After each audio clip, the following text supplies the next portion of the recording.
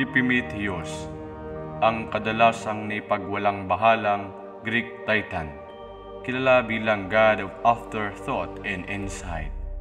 Nagbibigay ng malinaw na pagkakaiba sa kanyang kapatid na mas forward-thinking, si Prometheus.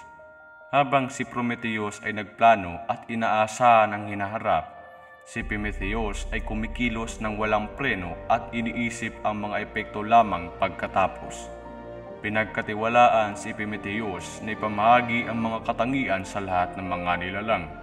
Siya ay masigla na nagbigay ng lakas, bilis, at katalinuhan sa mga hayop, ngunit iniwan ang mga tao na walang proteksyon.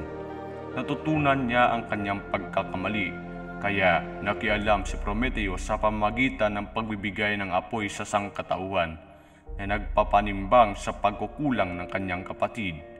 Ang pinakakilalang pagkakamali ni Epimetheus, gayunpaman, ay ang pagtanggap kay Pandora, ang unang babae na nilikha ng mga Diyos.